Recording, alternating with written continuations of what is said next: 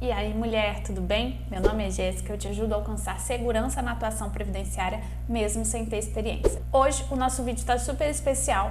Nós vamos aqui tratar sobre como resolver contribuições abaixo do mínimo. Então, vou te explicar aqui que história é essa, porque provavelmente você já viu esse assunto aí em algum lugar, então eu vou trazer um vídeo bem detalhado a respeito desse assunto. E o que você vai aprender comigo hoje? Hoje você vai entender qual é o impacto das contribuições abaixo do mínimo após a reforma da Previdência.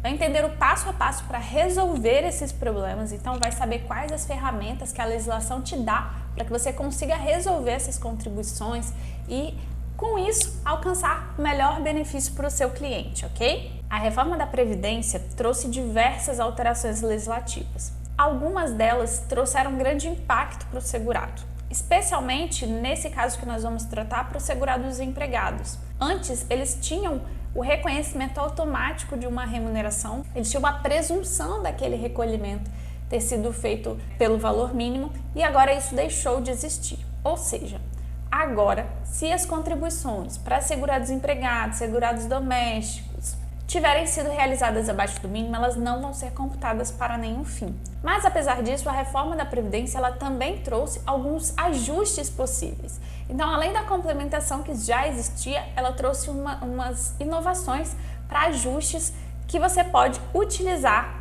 aí para o seu cliente, ok? Os ajustes de contribuição são um tema relativamente novo no direito previdenciário. Isso porque eles passaram a valer a partir do decreto 10.410 de 2020, que é o novo decreto da Previdência Social. E por esse motivo, é muito comum que surjam muitas dúvidas com relação a esse assunto e muitos questionamentos, tá? Claro que ainda algumas coisas vão precisar ser resolvidas pelo judiciário. Como sempre, né, o nosso legislador ele deixa diversos buracos para que o judiciário resolva depois. É claro que isso para nós previdenciaristas é um banquete, porque é dentro dessas brechas que a gente costuma trabalhar. E é por isso que é tão importante você saber tanto a regra como a exceção da regra. Então hoje nós vamos tratar tudo isso, você pode ficar tranquila que até o final desse vídeo você vai aprender como fazer os ajustes de contribuição. Antes de eu te explicar como que funcionam os ajustes e tudo, para que você entenda que realmente isso acontece na prática, eu vou te contar um caso que a gente pegou aqui no final do ano passado, no escritório. Eu fiz um post no Instagram a respeito de auxílio acidente. E aí um ex-colega de trabalho meu, ele me procurou pelo direct, né, do Instagram e ele falou: Jéssica, eu tô há meses esperando, eu tive um acidente em abril de 2021 e eu tô até agora, isso já era novembro de 2021, eu tô até agora esperando a análise do meu requerimento. Eu queria que você olhasse lá pra mim, ver o que dá pra fazer e tudo. Falei, não, tudo bem.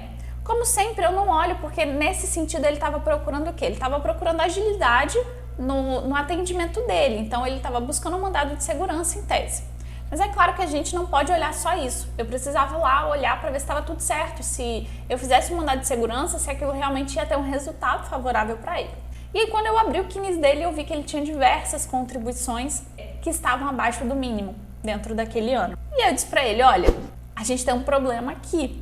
Você tem várias contribuições abaixo do mínimo e esse benefício não vai ser concedido porque você não tinha, teoricamente, qualidade de segurado. Aí ele falou, como assim? Não acredito. Eu falei, é exatamente isso. Mas existem algumas formas que a gente pode fazer para corrigir isso aqui.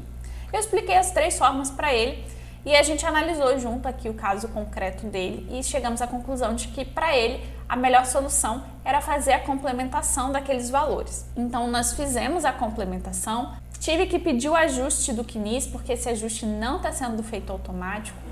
E aí, após isso, o benefício dele foi indeferido. Jéssica, mas peraí, você fez isso tudo e o benefício foi indeferido?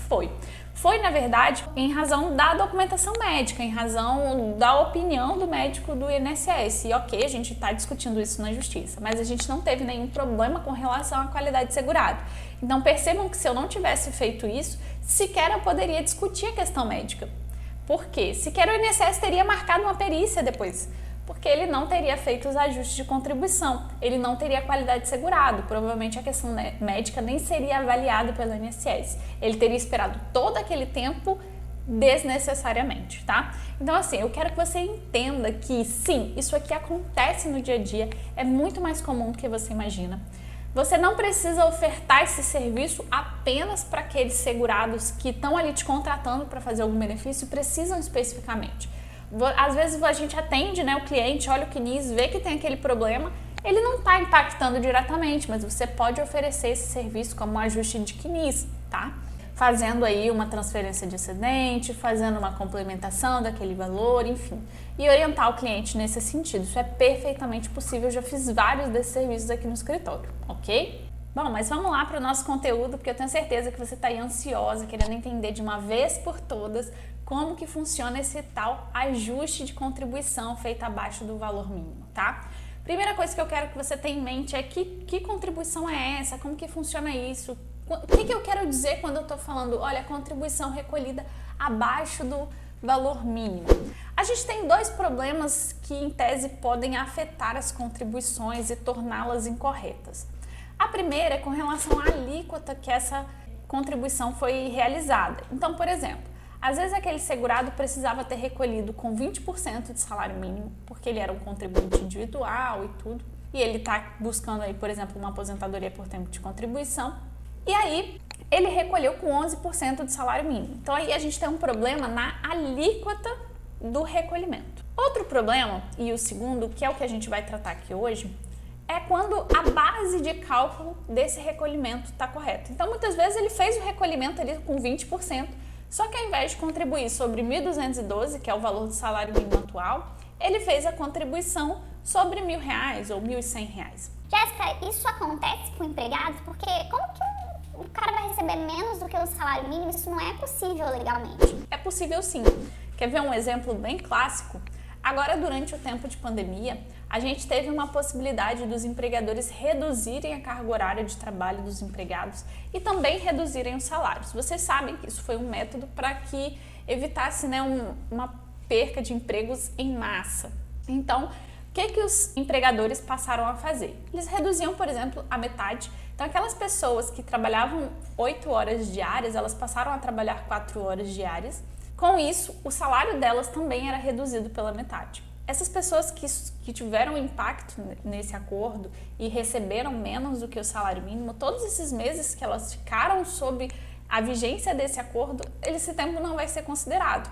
Eu quero que você pense isso porque imagina quantas pessoas no Brasil não tiveram o seu tempo de contribuição afetado em razão dessa legislação. Isso foi extremamente prejudicial para os segurados, porque além de ter o salário reduzido, esse tempo que ficou ali descontando ainda, se não for feito nenhum tipo de ajuste, ele não vai ser computado, tá? Então é muito importante que vocês tenham isso em mente para fazer as correções. Antes da reforma da Previdência, quando um segurado, empregado ou um contribuinte individual que prestava serviço para pessoa jurídica, aquela contribuição era realizada abaixo do valor mínimo, para o INSS essa contribuição era presumida. Então o que o sistema fazia de uma forma automática?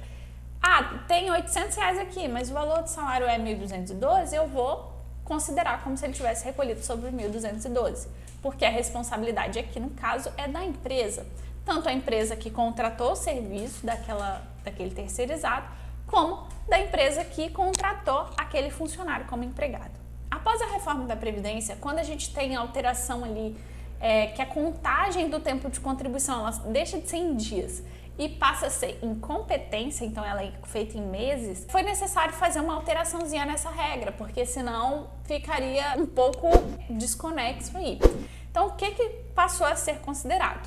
Vale para todo mundo. Teve contribuição abaixo do mínimo, precisa fazer o ajuste, senão aquele período vai ser completamente desconsiderado, tanto para tempo de contribuição quanto para fins de cálculo. Porém, a legislação ela não foi tão cruel, porque ela trouxe algumas novas opções para a gente fazer esses ajustes. Antes da reforma, a gente só tinha a complementação. Agora não, a gente além da complementação, a gente tem a transferência do excedente de valor mínimo e a gente tem o agrupamento. Então, a gente tem 3 formas de fazer esses ajustes aí no CNIS. Eu vou te explicar todas elas a partir de exemplos, porque eu acho que fica muito mais fácil para que você consiga visualizar como que funciona. A gente vai pegar um exemplo do seu José. Seu José era caminhoneiro, ele fazia transporte de cargas e aí em janeiro de 2022, o seu José teve um mês ruim, né, de cargas e aí ele fez um recolhimento somente sobre R$1.000, porque foi aquele valor que ele faturou naquele mês. Então, imagina o seguinte, no mês de janeiro, ele contribuiu sobre R$1.000. Mas no mês de fevereiro, o pessoal voltou a trabalhar, a pandemia já tinha melhorado um pouco e aí o mês dele foi melhor. Então, nesse mês, ele contribuiu sobre R$2.000. Então, perceba que ele tem o mês de janeiro aqui, que ele fez uma contribuição abaixo do valor mínimo, porque o valor mínimo é R$212. Na complementação, o que o seu José vai precisar fazer? Ele vai precisar fazer gerar uma guia com a base de cálculo que está faltando. Então, ele já contribuiu sobre R$1.000, ele vai pegar os R$212 que estão faltando aqui e vai contribuir com 20% ou com a alíquota que ele faz o recolhimento dele sobre aquele valor, ok? Então, ele vai fazer essa complementação e vai fazer esse ajuste. Até abril, que foi o último que eu fiz, o sistema ainda não estava fazendo o reconhecimento automático. Então, você tinha que fazer um requerimento de ajuste, juntar as guias pagas e pedir o INSS para fazer esse acerto. Eu não sei se agora ele já voltou a fazer isso, porque a gente teve uma adequação no sistema, depois eu não fiz mais nenhuma. Então, pode ser que ele já esteja considerando automaticamente essa complementação.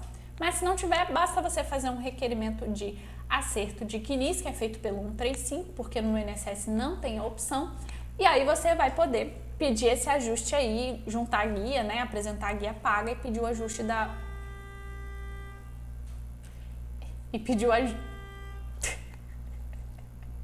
o ajuste por meio da complementação, ok? Certo, então essa é a primeira e é aquela que a gente já conhecia, que é a complementação dos valores base, tá? Vamos falar agora sobre a transferência de excedente mínimo.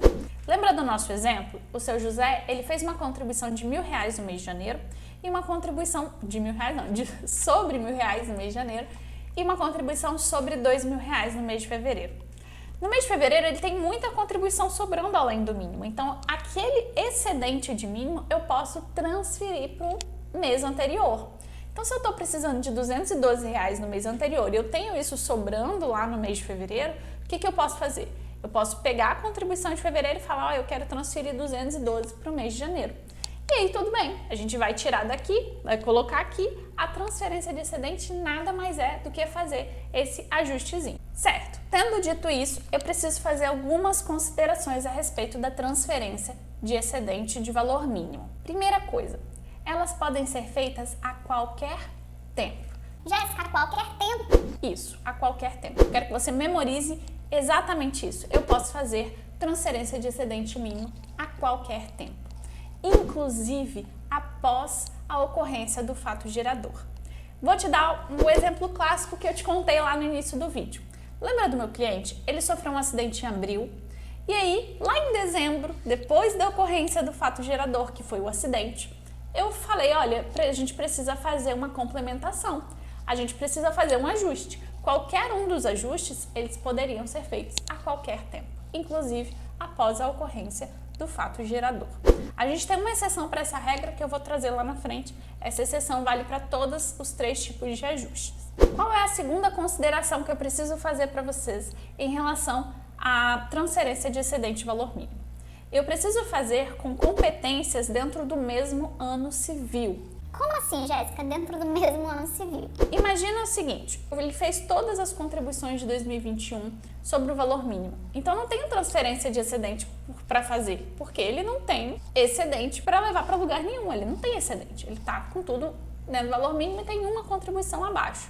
Eu posso pegar uma contribuição do ano seguinte que está sobrando e trazer para esse ano? Então eu posso pegar, por exemplo, a competência janeiro de 2021 e misturar com dezembro de 2022 ou outubro de 2022 e trazer para cá? Não posso. Eu tenho que trabalhar com contribuições dentro do mesmo ano civil. Então, se eu estou fazendo um ajuste na competência janeiro de 2022, eu tenho que pegar o valor de algum dos outros meses desse ano, do ano de 2022, ok? Então, vamos lá, agora a gente vai entender como que funciona o agrupamento. Bom, o agrupamento, ele tem o mesmo objetivo, que é resolver aquele problema.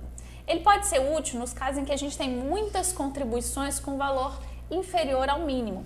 Então, imagina o seguinte, imagina que o seu José, ao invés de ter feito uma contribuição de 1.000 e uma de 2.000, ele fez 4 contribuições seguidas de R$650. Dentro desses 4 meses, quanto Quantas competências ele pode contar para tempo de contribuição? Nenhuma, porque todas estão abaixo do valor mínimo. Agora, se eu não fizer a complementação, se eu não fizer ou por algum motivo não quiser fazer transferência de excedente de valor mínimo, o que eu posso fazer? Eu posso agrupar. Então, eu posso pegar duas contribuições de 650 e juntar, vai bater o valor mínimo. Eu posso pegar as outras duas e juntar e vai bater o valor mínimo. Então, dentro de um período de 4 meses que eu não tinha nenhum tempo de contribuição, eu passei agora a ter 2 meses de contribuição. Isso pode ser muito útil em algumas situações. Claro que ela é a que eu menos usei até hoje, tá? Porque normalmente é melhor para o cliente fazer a transferência de excedente mínimo, mas pode ter uma situação em que isso vai ser crucial para você, que você não tem de onde tirar, o cliente não tem como fazer a contribuição da complementação, e aí você precisa usar essa tática. Então, o agrupamento, ele vai servir nesse sentido. Bom, o agrupamento também tem as mesmas regras da transferência de excedente de valor mínimo. Ele pode ser feito a qualquer tempo, inclusive após a ocorrência do fato gerador, e esse agrupamento ele tem que ser feito entre contribuições do mesmo ano civil, ok? Jéssica, qual que é a exceção que você falou que ia falar pra gente aí no final, né, de tudo? É a pensão por morte. Imagina o seguinte, o segurado fez contribuições abaixo do mínimo durante um ano inteiro. E aí, ele faleceu em setembro de 2021. A família quer receber a pensão por morte, então a esposa, né, quer receber a pensão por morte, mas vai lá olhar e aquelas contribuições não estão contando, ele não tinha qualidade segurada para que a esposa possa receber essa pensão. A esposa pode fazer a complementação desses valores ou pode fazer algum outro ajuste? Pode. Porém, no caso específico da pensão por morte, o prazo é até o dia 15 de janeiro do ano seguinte, tá? Então, se ele faleceu em qualquer mês de 2021, a esposa ela vai ter até 15 de janeiro de 2022 para fazer a complementação, o agrupamento ou a transferência de excedente mínimo desse período para fazer esse ajuste e requerer a pensão por morte, ok? Então, essa é a única situação em que tem um prazo específico para fazer esse ajuste. Bom, por fim, só quero lembrar para vocês que os ajustes eles já podem ser pedidos diretamente dentro do aplicativo do Meu INSS. Como eu disse, nessa atualização que a gente teve agora em abril, o sistema ele trouxe essa possibilidade, então ele tem lá um CNIS específico que puxa o ano civil apenas para você conseguir visualizar ali o que você pode fazer dentro daquele ano. E você já pode fazer esse requerimento e automaticamente você mesmo já vai lá e faz o agrupamento ou já faz a transferência de excedente mínimo dentro do próprio sistema, tá bom? Então é super fácil, super simples. Pela primeira vez o INSS deu uma facilitada pra gente poder trabalhar com isso. Bom, resumindo, pra gente acabar o nosso vídeo de hoje, você não esquecer, mas antes de chegar no nosso resumão aí do vídeo, eu queria te convidar, se você ainda não está inscrito no canal, se inscreve aqui embaixo, ativa o sininho, todo dia a gente tem vídeo novo por aqui, tratando assuntos novos.